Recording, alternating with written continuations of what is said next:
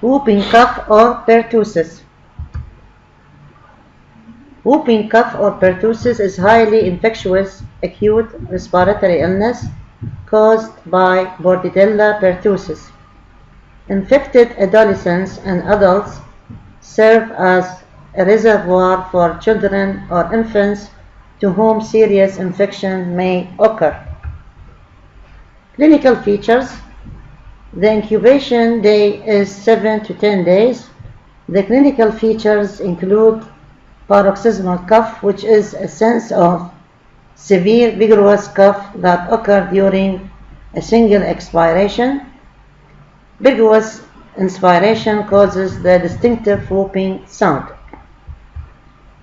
Complications. First of all, pneumonia. Second, otitis media. Third, hernia. 4, rib fractures. 5, lumbar strain. Prevention and treatment.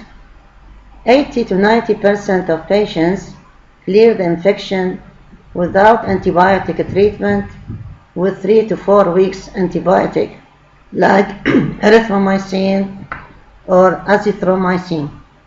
Vaccination provides protection as it is usually given in infancy, but its efficacy decreases in adult life.